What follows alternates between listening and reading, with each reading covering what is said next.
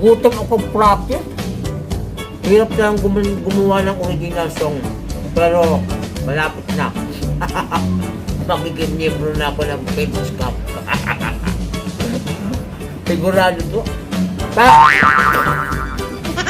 Ay! Are, Visit ka.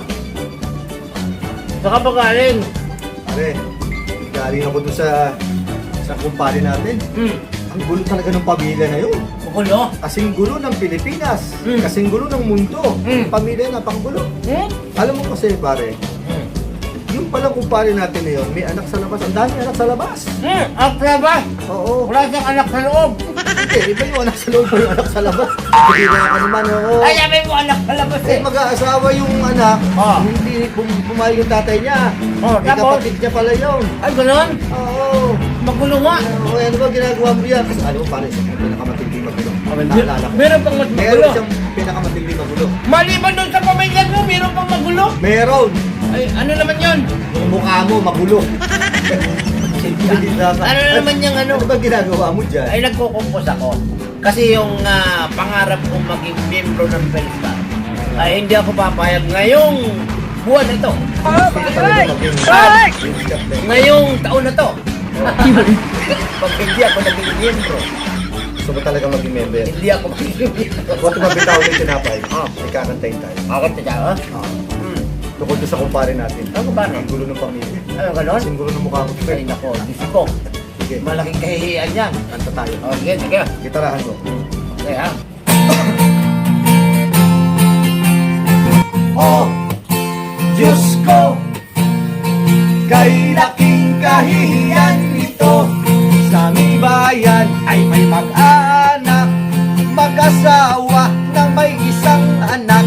Anak nila'y binata at ibig ng mag-asawa. At nakilala niya si Ivana. Pumunta siya sa kanyang ama. Sinabi niyang mag-aasawa na siya. Hindi pwede. Ang sagot sa kanya, siya ay kapatid mo, hindi alam ng iyong ina. Oh, Diyos ko, kay laking kahihiyan nito. Oh, Diyos ko, kay laking kahihiyan nito. Lumipas ang mga ilang linggo at nakilala niya si Catherine Bernardo. Pumunta siya sa kanyang ama. Sinabi niyang pakakasal na siya. Hindi pwede.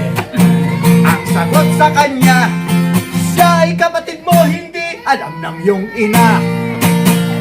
Oh, Diyos ko, kay laking kahihiyan nito. Oh, Diyos ko, kay laking kahihiyan nito. Lumapit siya sa kanyang ina. Sinumbong niya gawain ng tatay niya. Ang nanay niya'y nagtawa. Sabi, pakasalan mo. Siya'y di mo naman tatay, di alam ng tatay mo.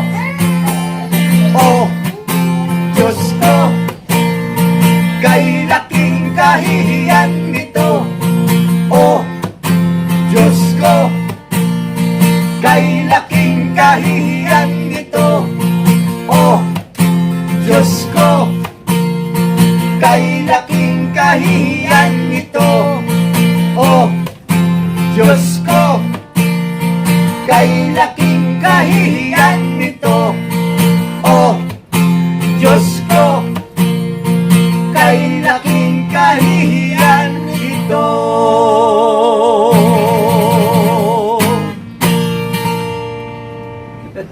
Kalbo ka na, may kuto pa.